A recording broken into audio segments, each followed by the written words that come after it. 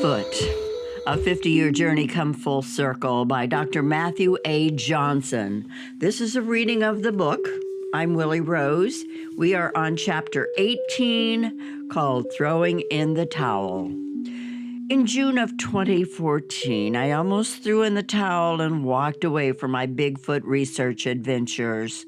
I really believed that I was on the cusp of blowing the lid off of the Bigfoot forest people phenomena.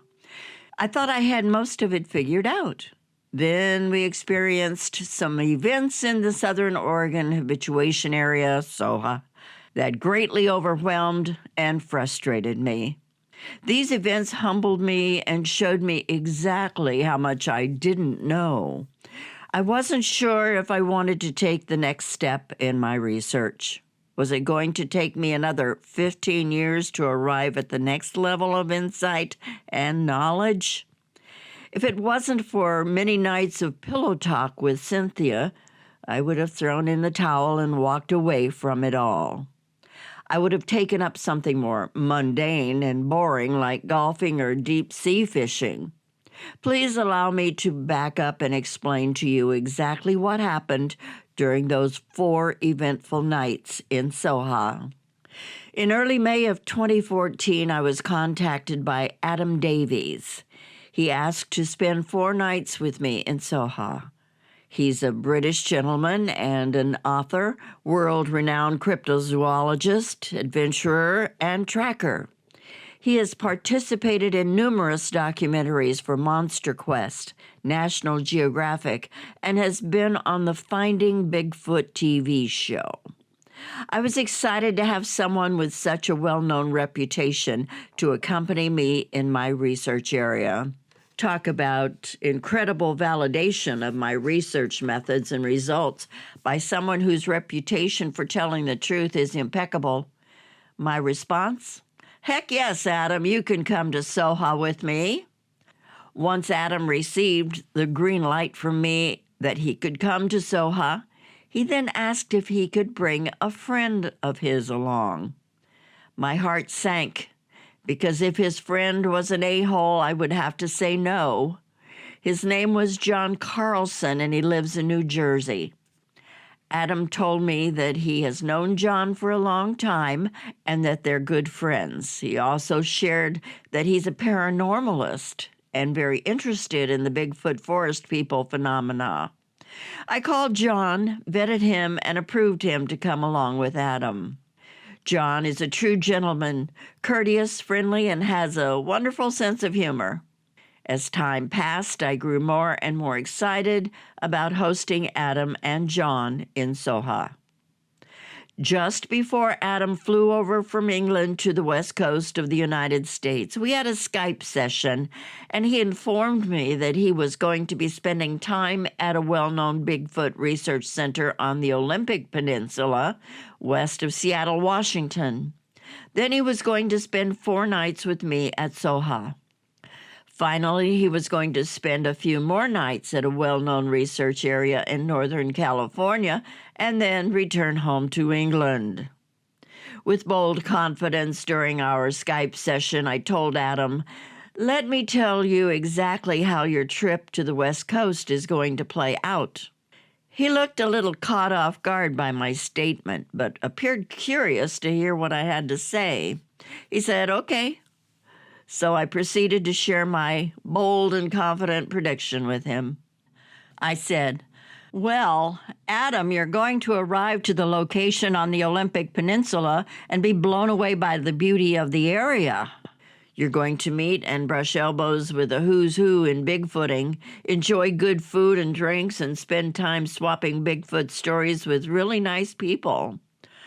Then you're going to hike up a mountain with way too many people in an area infested with trail cams everywhere, which act as a squatch repellent, and in the end you will experience very little, if any, Bigfoot activity at all, because that's not how you're supposed to go about Bigfooting.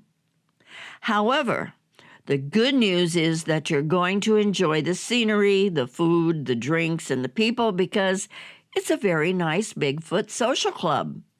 I know what I'm talking about, Adam, because I've been there before.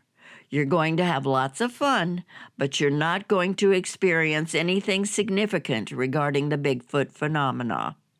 I continued to share my bold and confident prediction with Adam by saying, then you're going to come to Soha with me, spend 4 nights, and have your freaking mind blown to smithereens. Afterwards, you're going to travel to Northern California and enjoy the scenery, the food, the drinks, and the friendly people. However, just like on the Olympic Peninsula, you're not going to experience anything significant regarding the Bigfoot phenomena because likewise, they're going about their research in the wrong manner. Nevertheless, you're going to have a fun time with them. Oh, and you're also going to be spending your time in Northern California processing what you experienced with me in Soha. After I was done sharing my bold and confident prediction with Adam, silence filled the air for a moment, followed by Adam's nervous laughter. I'm sure he was thinking, what am I getting myself into with this Dr. Johnson guy? He then spoke up in his British accent and gentlemanly manner and said, well, I look forward to experiencing everything that the West Coast has to offer regarding the Bigfoot phenomena. That was a very polite and neutral response. However, at this point in time, I must say that after Adam returned home after his West Coast Bigfoot tour to the United States, he said to me, Matt, you called my Bigfoot trip to the West Coast 100% spot on. The trip played out exactly the way you predicted it would. I will never forget my time in Soha for the rest of my life. So, would you like to know what happened up on the mountain in Soha in June of 2014? Okay, before I begin, I'm going to warn you that it's going to sound very out of this world and bizarre. It may cause you to question the sanity of the author of this book, me. However, I would like to remind you that 3 adult men who were not drinking or using any drugs witnessed the events that took place in Soha. The events were also witnessed by my son Grady, who was 7 years old at the time. He still remembers this unique trip to Soha to this very day. Finally, the events in Soha were witnessed by Atlas, the official mascot of Team Ch18 USA. But he's dead now, so he can't talk about it. I know. Sick humor. Hey, I love that little dog and miss him very much. My point is that even Atlas saw what the 4 of us humans saw, and he was responding to the events too in his little 7-pound toy fox terrier way. He cocked his head, perked up his ears, growled, and looked in the same direction that we were looking at when the events were playing out. Canine confirmation. Additionally, we talked to Cynthia on the phone each night, and Adam, John, and I shared our experiences with her as the weekend unfolded.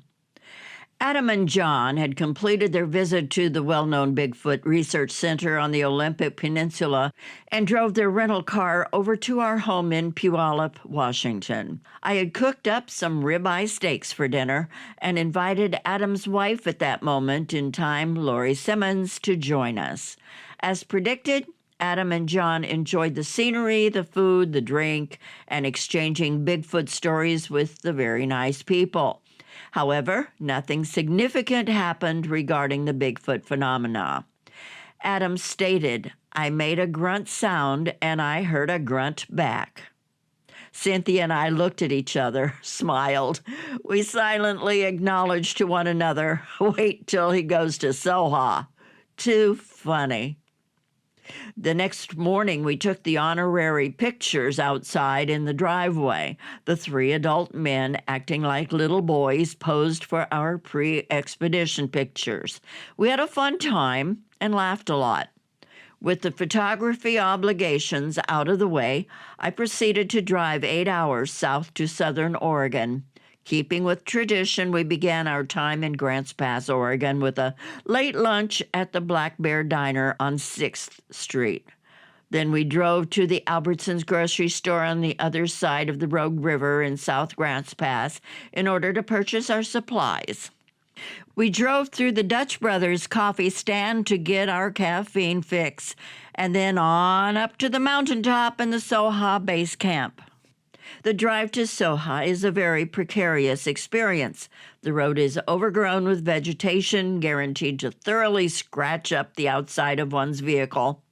On occasion, the vegetation grabbed a hold of my side mirrors and ripped them off of my Suburban. Also, the road is full of very deep ruts that make the road impassable for most vehicles except for those with four-wheel drive and high clearance.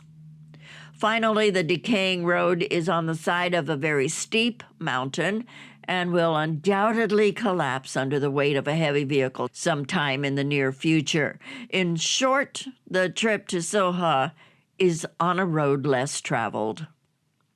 When we arrived at the Soha base camp, we unpacked and set up. Once again, as I always do with all of my guests, I reminded them of the strict protocol that we were all to follow in Soha. Once again, as usual, my new guests respectfully rolled their eyes and agreed to comply with my established protocol. I gave them a tour of the surrounding area and then allowed them to explore on their own. I reminded them that they were being watched. Not by me. The local Bigfoot forest people family was watching them. I'm sure that Adam and John thought I was off my rocker. I didn't care because I knew that I would be proven right. All I had to do was give it time. I mean, think about it for a moment, please. Do you actually think that I would bring 40-plus eyewitnesses to Soha over a 10-year period of time so they could all tell the world that I was a liar and a hoaxer? Do you really think I would bring someone of Adam Davies' caliber up to Soha to bust me as a hoaxer? No, just the opposite was true. I brought everyone up to Soha over the years because I was confident regarding my habituation research methods and subsequent results. I brought everyone up knowing that they would have no other choice but to tell the truth, that what I said that I had going on in Soha was actually really happening in Soha. To think otherwise about me and my motives for bringing others is totally ludicrous. On our first 4 nights in Soha, we placed the gifting bowls outside of the base camp in the established gifting area, about 150 feet away. The sun set, and we were sitting in the pitch dark of night in the middle of the Soha base camp, facing the 12 o'clock position on the perimeter. Facing this direction also allowed us to see the 9 o'clock position to our left, as well as the 3 o'clock position to our right.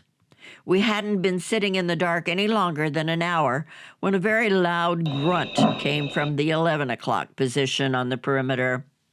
Adam nearly fell over backwards in his chair. He couldn't believe what he had just heard.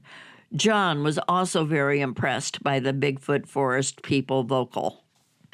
Please keep in mind that at this point in my research, I was recording every night for 8 to 12 hours with my bionic ear parabolic microphone dish and Sony digital recorder.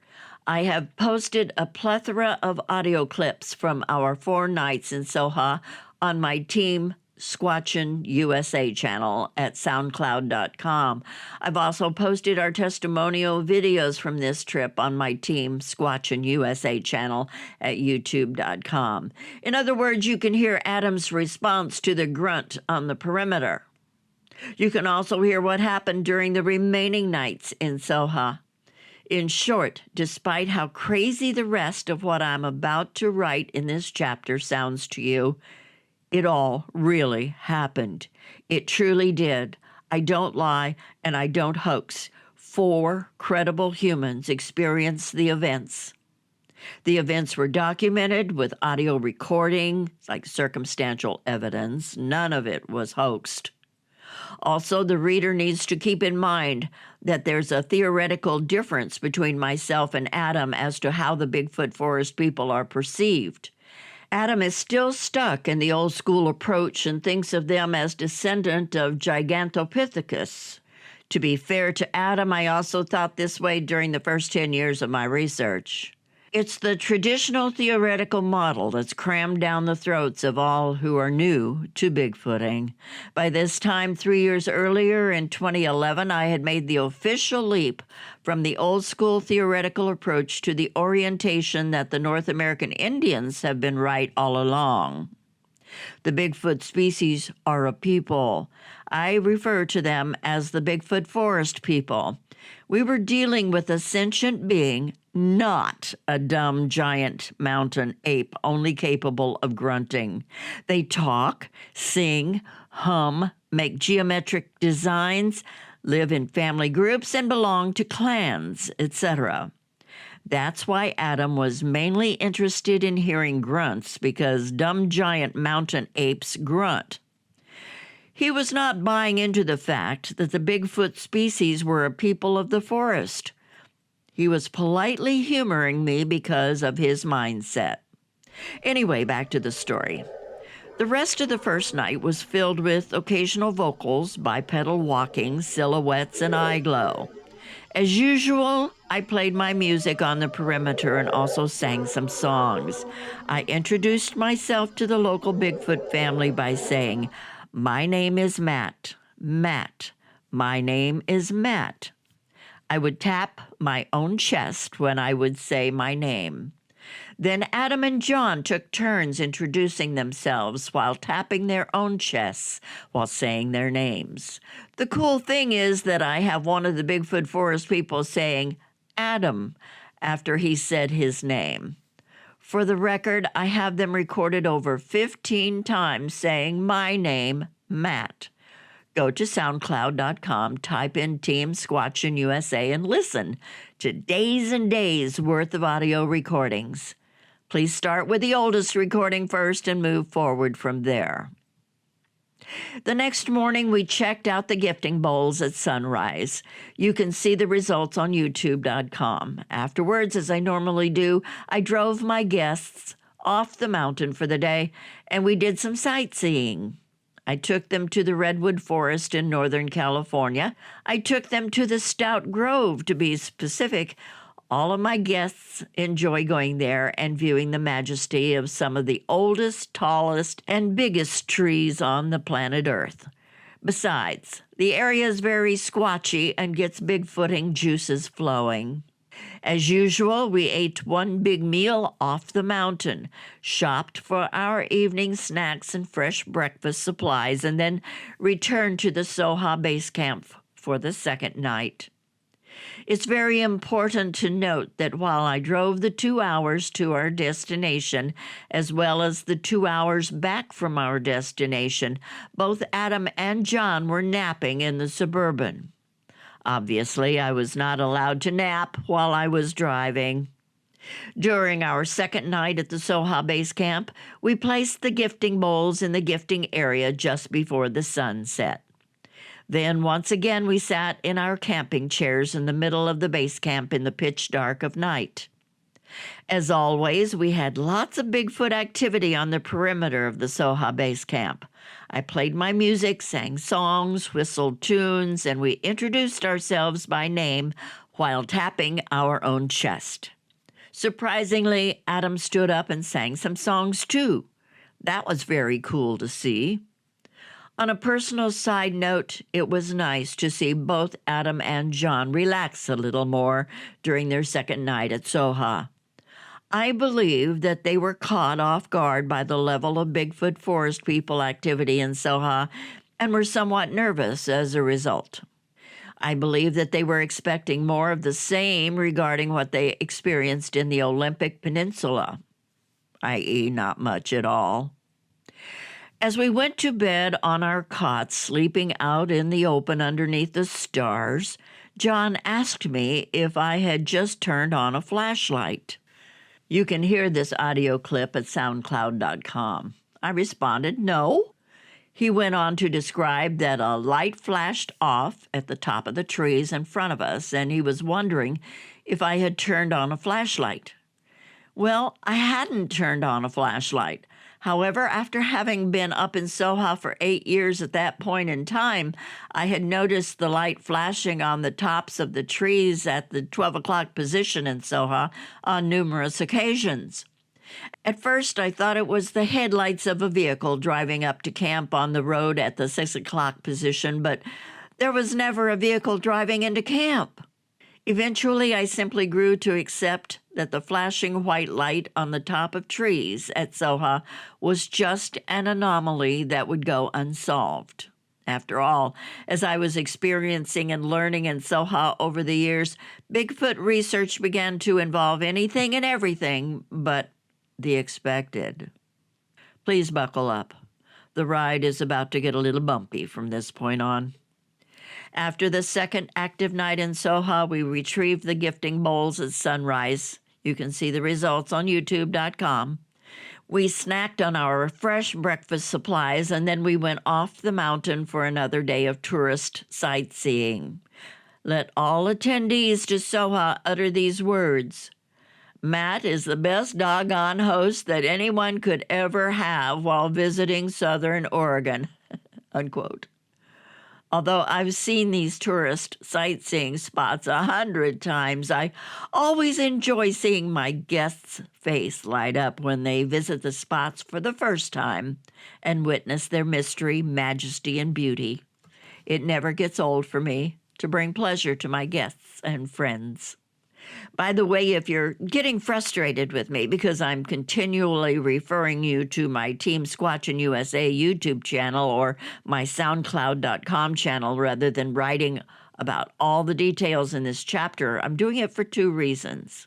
1, this book is probably going to be 400 or more pages long. If I wrote about all of the details, it would probably be closer to 800 pages long. You and I both know that it's going to be a challenge for you to finish a 400-plus page book, let alone a 500-page book. And 2, believe it or not, it will make everything more believable for you if you actually watch it with your own eyes and listen to it with your own ears. In short, the videos and audio recordings back up and support what I'm writing about in this book. If you're interested in pursuing the truth and confirming the truth, then you'll take the time to watch the videos and listen to the audio recordings in order to supplement what you're reading in my book.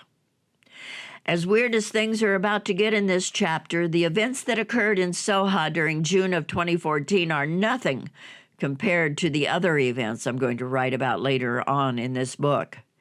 If I can help you to believe what I'm saying is true now by suggesting that you supplement your reading my book with youtube.com videos and soundcloud.com audio files, then you're more likely to believe me later when the story becomes even crazier than it's about to get. In other words, if I'm telling you the truth now, why would I turn around and lie about things later? What's the point in lying? Exactly my point. I have no reason to lie. I have consistently and steadfastly told the truth from the day my family encountered a Bigfoot on the mountainside above the Oregon Caves National Monument Park on July 1st, 2000. I have absolutely no other motivation than to continue to tell the truth. Once again, that's why I supplement everything I do with multiple witness testimonies and circumstantial evidence. During the second day off the mountain, I took Adam and John to the Oregon House of Mystery, otherwise known as the Oregon Vortex. It's a place worthy of your time to visit if you're ever passing through Southern Oregon. At this location, there is a magnetic vortex that swirls around nonstop. We took their 1-hour tour and enjoyed all of the various points of interest and education inside the Oregon Vortex. On a personal side note, I would encourage you to visit the Montana Vortex in Columbia Falls, Montana. My friend and fellow Bigfoot Forest People researcher, John Hauser, owns it. Cynthia and I visited the Montana Vortex during the summer of 2016 and visited with Joe and Tammy. They're a sweet couple. Also, we obtained a cool picture of a Bigfoot forest person after hearing a whoop. We also obtained some cool pictures of some orbs, too. But I digress. Back to the Oregon House of Mystery. In a nutshell, the location where the Oregon House of Mystery stands today was discovered over 150 years ago by the local Indians when they realized that animals were avoiding the area, especially large mammals such as horses, elk, bear, and deer. Eventually, the white man came along and homesteaded on the property and eventually built an assayer's office there. Why did they put an assayer's office smack dab in the middle of the electromagnetic vortex? Well, they realized that both people and gold weighed less inside the vortex than it did outside the vortex. Therefore, they were able to rip off the miners by paying them less money inside the vortex. Then they would take the gold outside the vortex and sell it and make a better profit. God bless America. Anyway, the point is that the magnetic vortex is real, and they have lots of educational stations set up on the property to demonstrate the various effects caused by the magnetic field. It's an amazing place to visit. After we were done visiting the Oregon House of Mystery, I drove Adam and John to visit the Crater Lake National Park. Once again, they were able to nap while I was driving the Suburban. It was a beautiful day, and the water inside the crater was bluer than blue. Mount Manzama blew its top about 5,700 BC, with a force supposedly 42 times greater than that of Mount St. Helens in May of 1980. Mount Manzama lost a mile of its elevation after the explosion, and rocks landed as far away as California, Nevada, Arizona, Utah, and New Mexico. Although the destruction in the area was beyond horrific at the time, it is dead drop gorgeous there today. We sat on the back porch of the Crater Lake Lodge, put our feet up, and sipped on a beer while taking in the view of the lake. Crater Lake is a must-see tourist spot if you ever visit Southern Oregon. After we were done with our visit to Crater Lake, I drove Adam and John from there to Miguel's Guadalajara restaurant on the Rogue River in Shady Cove, Oregon. Guess what they were doing while I was driving the Suburban? Yeah, you got it. They were napping while I was driving. Why do I keep pointing that out? Well, you'll eventually understand as you continue to read. We enjoyed a nice Mexican dinner while setting out on the deck overlooking the Rogue River. When we finished eating, I drove us back to Albertson's grocery store in Grants Pass, Oregon. Yes, they were napping while I was driving. After we purchased our goodies from the Albertsons grocery store for our third night up on the mountain, we drove through the Dutch Brothers coffee stand, obtained our drug of choice, and got high on caffeine as we drove back up to the mountaintop and the Soha base camp. Needless to say, everyone was tuckered out because we spent over 6 hours on the road going to and from our various destinations earlier that day. The caffeine in my Annihilator coffee drink at least was able to keep me awake until around 1 a.m. later on that night. Given all the driving that I did during the 3 days, most people wouldn't have been able to stay up until 9 p.m. The truth is, all of the driving I had been doing during the 3-day period was catching up with me. I almost resorted to using toothpicks to keep my eyelids open. I was seriously dead tired. After we returned to the Soha base camp on the third night, I had to rush to prepare the gifting bowls for delivery before the sun went down. We got them out in time just before dark and returned to the base camp for another night of experiencing the Bigfoot forest people in the pitch dark of night. However, I noticed a difference on this third night regarding Adam's and John's behaviors. Instead of spending most of their time in their chairs in the middle of the base camp, they appeared to be spending more and more time on the other side of the parked Suburban, around 5 o'clock and 6 o'clock positions on the perimeter. While I was continuing to implement my habituation research methods with the Bigfoot forest people, playing music and interacting along the perimeter from the 9 o'clock position to the 12 o'clock position and on over to the 3 o'clock position, I noticed that Adam and John were nowhere to be found anywhere near me. Instead, they were spending an inordinate amount of time away from all of the activity on the perimeter. To be honest, they were coming across to me as being overwhelmed by all of the Bigfoot forest people activity, and they wanted a break from it all. They spent their time on the other side of the Suburban, laughing, talking, and smoking backwoods cigars. Occasionally, I went back their way and invited them to return to where all of the activity was, but they preferred to stay put right where they were. I thought it was a bit odd, but I wasn't going to be rude and insist on them returning to the center of the base camp.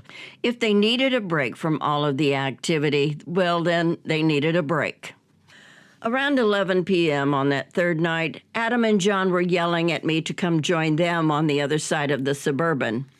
Well, to be honest, I was frustrated that they weren't spending time with me on my side of the Suburban. I had major Bigfoot forest people activity going on, and I wanted them to experience it. Again, they yelled at me to join them. I told them to come join me. Finally, they demanded that I come over to where they were immediately.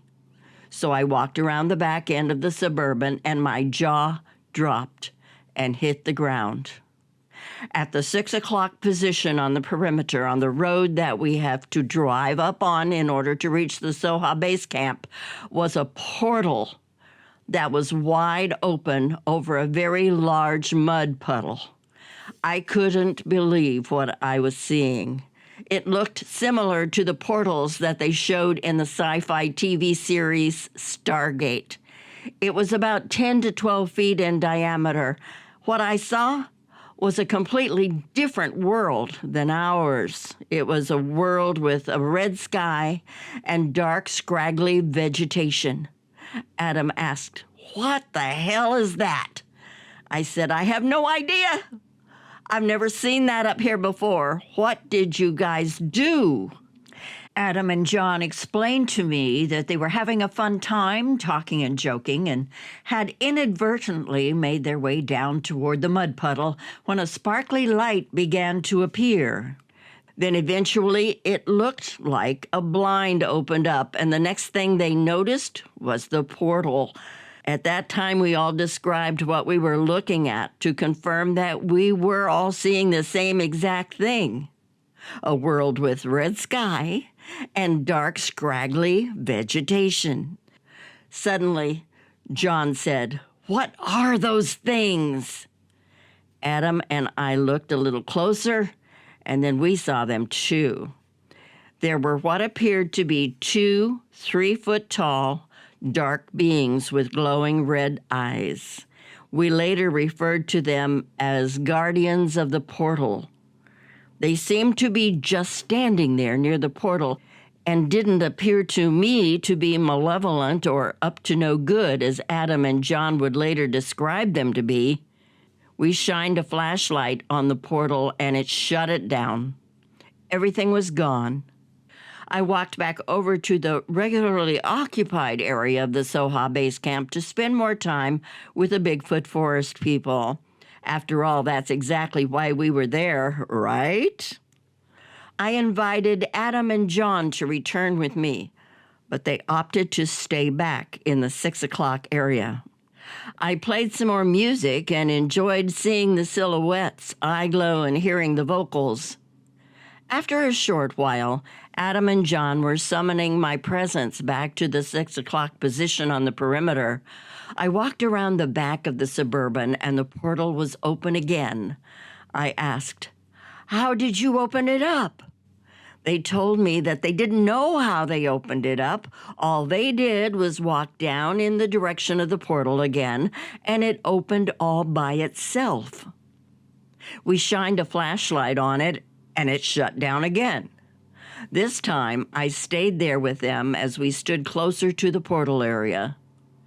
Then I finally saw what they had been talking about. There were sparkling lights which opened up like a shade into the portal. We saw the two guardians again, who appeared to me to be minding their own business. We shined the flashlight on the portal again, and it all disappeared again. I walked back to spend more time with the Bigfoot forest people on the perimeter while Adam and John remained down by the portal area. Eventually, they made their way back to me in a panic, letting me know that the guardians had rushed them. I asked if the guardians had actually touched them, and they told me no. They informed me that they had shined the flashlight on the portal and shut it down again. By this time, I was majorly frustrated and pissed. I wasn't scared. Instead, I was pissed. This portal thingamajig and the guardians were raining on my parade. I had brought Adam and John to Soha in order to experience the Bigfoot forest people. We were enjoying a lot of activity on the perimeter, and all of a sudden, this portal is distracting my guests from the reason we were all there. I understand that some of you think that the portal is a more significant discovery than interacting with the Bigfoot forest people. However, that's not the way I was viewing it at the time. I brought Adam and John up to Soha to vet and verify my research, not to discover an interdimensional portal. Having been up in Soha for 8 years already, I was not worried about the portal or the guardians. I figured that the portal and guardians had been there the whole time I had been there. I also realized at that point in time why the white light had been flashing on the top of the trees at the 12 o'clock position for all of those years. It wasn't headlights from a vehicle driving up the road. Rather, the white light flashing off the trees at the 12 o'clock position had to have been coming from the portal opening and closing. In conclusion, I knew that for 8 straight years, I never woke up dead in Soha. I knew that we were safe, but I had to do something to calm both Adam and John down. Therefore, I grabbed my .44 Magnum handgun and walked past Adam and John and down to the portal area. They asked where I was going, and I told them that I was taking care of business. I walked right up to the mud puddle where the portal was opening up. I was also carrying a flashlight with me, too. In the name of Jesus and Maggie, the nickname for my handgun, I commanded the guardians to go away and leave us alone. I told them if I saw them again that I was going to stick my gun down their throats and blow their heads off. I walked back up to Adam and John, past them, and returned to the main area of the base camp. They followed me there. I told them how to shoot the gun, left it for them, and then I told them that I had to go to bed. As previously stated, I was seriously dead tired and needed my sleep. I encouraged Adam and John to go to sleep too, but they were worried that the guardians would attack us in our sleep. At this point, I would like to address all of you who are already familiar with my story and the rest of you who are reading about my story for the first time and wondering the same thing. How could you go to sleep at a time like that? Well, as I already wrote on the previous pages, I had been driving my guests around for 3 straight days. On the first day, I drove 8 hours from Puyallup, Washington, down to Grants Pass, Oregon, while my guests napped in the Suburban. On the second day, I drove a total of 5 hours while my guests slept in the Suburban. On the third day, I drove a total of 6 hours while my guests napped in the Suburban. guess what? I was going to have to drive my guests around on our fourth day too, while they most likely napped. Finally, I was going to have to drive for 8 hours all the way back from Grants Pass, Oregon to Puyallup, Washington. So, I'm not sure what some of you don't understand about the fact that I didn't get to catch up on sleep after multiple late nights while I was driving for 3 straight days. But I was exhausted and I needed to sleep. Also, as previously stated, up to that point in time, I had been up in Soha for 8 straight years and managed to wake up alive every morning. Based on the flashing light off the top of the trees at the 12 o'clock position on the perimeter, I concluded that the portal had been there the whole time. If the portal and the guardians were dangerous, I would be dead 100 times over already. Therefore, we were absolutely in no danger at all. Once again, please go to soundcloud.com and listen to the audio recordings.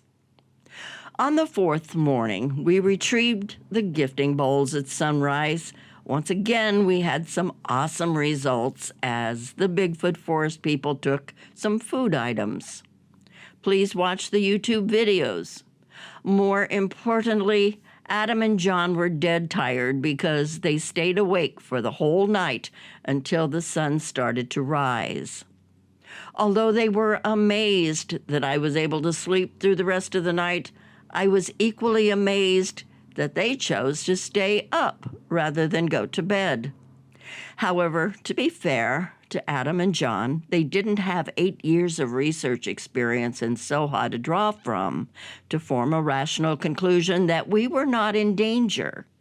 Instead, they chose to interpret a bluff charge from the guardians as a nefarious attempt to take their lives. Adam seriously thought he was going to die that night. In my mind, he was overkilling the situation. Yes, pun intended. On the 4th day, we eventually went off the mountain after Adam and John were able to catch up on some of their lost sleep. We picked up Grady and went to the Hellgate jet boat excursion trip down the Rogue River. We chose the dinner cruise and enjoyed a great meal and drink at the rustic lodge down the river. It was a beautiful day off the mountain, an awesome and fun boat ride, and appeared to help distract both Adam and John from what they had experienced the previous night. When we were done with our boat ride, we headed back up to the top of the mountain and to the Soha base camp. While driving up to the top, Adam and John asked me if I thought the portal and the guardians were going to be present again. I told them that I had no idea. I reminded them that the portal and guardians were just as new to me as they were to them. Finally, I encouraged them to join me in the center of the base camp and focus on our Bigfoot forest people friends. Upon our arrival, I had to hurry and put the gifting bowls together. At Adam's insistence, I put double-sided white tape on the outside of the gifting bowls. He was hoping to collect some hair samples. I complied with his request, and we placed the gifting bowls out in the gifting area. Upon our return to camp, Adam and John decided to take their chairs and set them up near the portal area at the 6 o'clock position. After a while, they called to me and informed Grady and I that the portal had opened up again. Grady was impressed. He said, "Dad, that's so cool." Grady and I observed Adam and John for a while, opening the portal and then closing it with a flashlight. Opening the portal and then closing it with a flashlight. Grady whispered to me, "Dad, they're acting like 2 scared little girls." I responded to Grady, "Son, you need to keep in mind that you've been coming to Soha with me since you were 2 years old. Based on your experiences, you know that we have nothing to fear up here. On the other hand, this is Adam's and John's first trip to Soha. This is only their 4th night up here. You need to cut them some slack because they don't know any better. Grady agreed. Eventually, Grady and I went back to the center of the base camp and spent the rest of our time with our Bigfoot Forest people friends. Around 11 p.m., I informed Adam and John that Grady and I were going to bed. Once again, they couldn't believe that I was going to sleep. I encouraged them to go to bed too, but they responded in the same manner they did the previous night. They were afraid to go to bed because they feared for their lives and thought that the guardians had a nefarious plan and that they would attack us in our sleep. While I was sleeping, Seska visited me in a dream. He informed me that the portal had been there the whole time and that the guardians weren't going to hurt anyone. He said that they were there to make sure that none of us tried to go through the portal. He said that the guardians were simply doing their job. Finally, he shared that bright white light shuts down the portal because it's a safety mechanism built into the portal to keep humans out at night. He reminded me that most humans travel through the forest with bright white lights on at night. For example, flashlights, headlamps, headlights on cars, motorcycles, and quads. He said that the guardians were frustrated by my friends because they kept on opening and closing the portal like two young kids playing around with a garage door opener. The next morning, as the sun rose, we collected the gifting bowls one final time. Adam found fingerprints on the white double-sided tape. He also found what he thought was a possible Bigfoot forest person hair sample, but it turned out to be one of Atlas's hairs. We packed up camp and dropped Grady off at his mother's home. Then Adam, John, and I drove to Herb's Diner in Grants Pass, Oregon. We enjoyed our breakfast and then shot an awesome testimonial video outside in the parking lot. Yes, this is where I encourage you to go watch my YouTube videos again. After all, they did an awesome job with their testimonials. Finally, for obvious reasons, they chose not to discuss their experience with the portal and the guardians while we were shooting their testimonial video. But if you're sharp, you'll pick up on the fact that they both look dead tired. Well, now you know why. It's because they stayed up for 2 nights straight. At the beginning of our 8-hour drive from Grants Pass, Oregon, back to Puyallup, Washington, Adam said, "I can't believe that I shushed a Bigfoot at the 8 o'clock position on the perimeter so I could do battle with the guardians of an interdimensional portal. I didn't sign up for this sci-fi adventure." Also, before he fell asleep, Adam said to me, "From now on, Matt, if you tell me that you've discovered a pink unicorn at Soha, I will believe you." We all laughed because it turned out to be a very crazy adventure, much more than anyone had bargained for. Afterwards, like I had mentioned at the beginning of this chapter, Adam told me that I called his West Coast experience 100% spot on. Nothing happened up north in the Olympic Peninsula, and nothing happened in Northern California. All the action took place in Soha, and his mind was blown as I had boldly and confidently predicted. I hadn't realized my mind would also be blown yet again during this weekend. Afterwards, I continued to go back to Soha for 1 or 2 weekends per month. Every time I was there, I would always go down to the portal area to see if I could open it up. Nothing would happen. 3 months later, in September of 2014, I actually saw a Bigfoot forest person walk out of the portal and immediately step off the road and into the woods. The portal opened and closed rather quickly. In spite of the fact that I had a visual confirmation that the portal was still there, I was unable to open it up. During the time shortly after the portal experience with Adam and John, I almost threw in the towel. I was frustrated by the fact that the whole equation of the portal was thrown into the mix. What the heck was I supposed to do with that? How in the world was I going to crack the mystery of the Bigfoot forest people phenomena with this crazy portal addition to the proverbial puzzle? Fortunately, Cynthia kept me anchored to the ground as well as motivated to figure out what was going on. In April of 2015, we were about to host our first ever Team Ch18 USA Bigfoot Forest People Conference. Although it was 10 months after the portal incident, Adam had yet to speak up publicly about it. His silence bothered me for two reasons. One, a true man of science does not withhold important data from others based on fear of ridicule. Rather, like Galileo, a true man of science is willing to speak up and tell the truth regardless of who it may upset. The withholding of the portal information as it was related to the Bigfoot forest people phenomena was not helping everyone else to solve the mystery. Also, number two, I was concerned about his emotional well-being. I knew that the portal and guardian experience had traumatized him and that it wasn't good for him to stuff it all inside. Rather, the best way to deal with such experiences is to talk about it and normalize it. I went through a similar experience with my encounter above the Oregon caves when I saw the Bigfoot uncloak and then cloak again.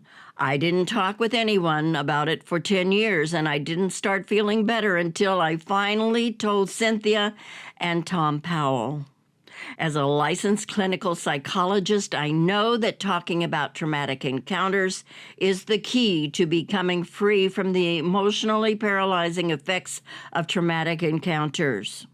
Therefore, at my conference near the end of April in 2015, I released information about the portal and guardians in Soha. Boy, did the poop hit the fan in Bigfootdom. That revelation shot around Bigfootdom like a bolt of lightning. The responses from the Bigfoot community varied from "that's awesome" to "you're freaking crazy." Immediately, the trolls and haters wanted proof. They were saying that I was making it all up. Although John Carlson spoke up immediately in our Team Ch18 USA Facebook group and confirmed that the story was true, the trolls and haters were waiting to see some proof. After a while, I released my audio recordings. Once again, more people jumped on board the train of belief and acceptance, while the trolls and haters now shifted their focus to "we want to hear from Adam." Well, after some time, Adam finally spoke up and confirmed that it had all happened. He confirmed that the portal and guardians was a true story and that it was an experience that he wasn't expecting. He shared that he feared for his life during the last 2 nights in Soha. Once again, more people were convinced, and several people who were mocking me ended up apologizing to me. Just a public service reminder: I don't lie, and I don't hoax. If I said something happened, guess what? It happened. Don't ever doubt my veracity. Now, although both Adam and John came out publicly during an interview and confirmed that I most definitely had Bigfoot forest people activity going on at Soha, and that the portal incident accompanied by the guardians truly did happen, that's where we parted our ways. You see, they chose to interpret the portal and guardians differently than I did. In a nutshell, because John had an experience in his youth with what he believes to be some demonic beings, they chose to interpret the guardians as being demonic beings also. I.e., I strongly believe that John's past experience skewed his perception of his present experience. Adam, who had no paranormal background at all, chose to jump on John's bandwagon. Together, they concluded that the guardians were demonic beings guarding the gateway to hell. They chose to interpret their experience in Soha as 2 separate events simultaneously occurring. Number 1, Bigfoot forest people activity, and 2, demons guarding the gateway to hell. At this point in time, I have to ask you, How lucky am I? I mean, think about it. How lucky am I to have two very different events going on in the same area at the same time? Heck, I should go buy some lottery tickets, don't you think? You see, in the minds of Adam and John, they chose to dichotomize their experience. They chose to separate the two events. That's not uncommon when someone is majorly stressed out by a traumatic situation. In short, it's our psyche's way of helping us to handle a traumatic event in a way that we can process it and live with it. The only problem with Adam's and John's conclusion is that they're completely ignoring three very important pieces of data. 1. Seska visited me in a dream and told me who the guardians were and that we were safe. 2, I saw a Bigfoot forest person walk out of the portal 3 months later in September of 2014. And 3, 1 year later in June of 2015, I finally figured out how to reopen the portal, and Satan didn't take all of us to hell. You're responding, what? You figured out how to reopen the portal? My answer is a solid and unequivocal yes. You need to remember that I'm a licensed clinical psychologist. It's my job to engage in problem solving. That's what I do for a living. I collect various pieces of information, put the puzzle together, and help my clients to understand the problems that they're facing and how to overcome them. I simply applied my same problem-solving skills to the portal issue.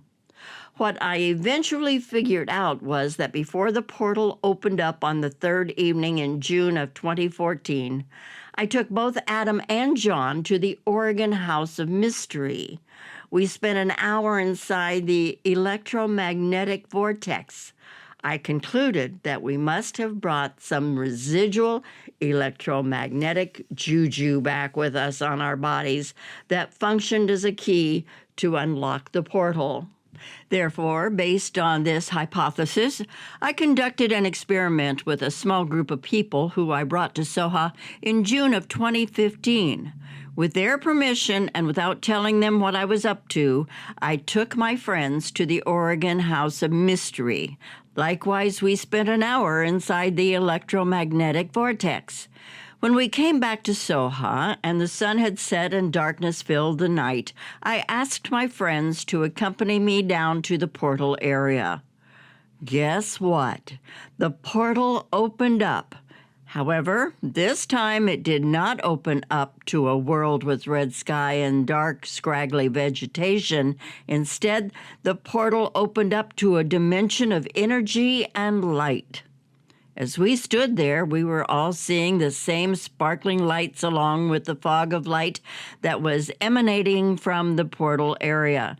The fog of light was similar to the fog of light I saw emanating from the feet of the two beings of light in November of 2013 while Michael Beers and Gunnar Monson were up in Soha with me.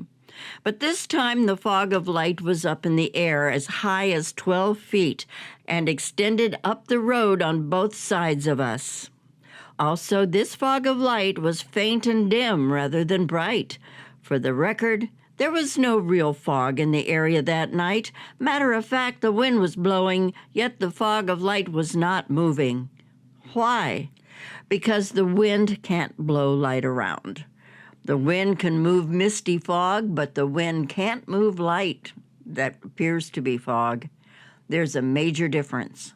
During June, July, August, and September of 2015, I was able to reopen the portal with a total of 10 witnesses viewing the event. Once again, if I did it all by myself and reported the results to the world, it would be very easy and wise to blow me off. However, when I am able to replicate reopening the portal with multiple witnesses present, it's not so easy to blow off my results. We also conducted 2 additional experiments related to the portal. 1. Some of us went to the Oregon House of Mystery and spent an hour inside the electromagnetic vortex. The fourth individual, Shelley Mower, did not go to the Oregon House of Mystery. That night, we sent Shelley to go stand down by the portal area. She bravely did so all by herself for about 30 minutes and nothing happened. Then we called her back up to the base camp while the three of us went down to the portal and managed to open it up. While Shelley was standing alone by herself in the base camp, she was experiencing Bigfoot forest people activity around the perimeter. Eventually, we called Shelley back down to the portal area again.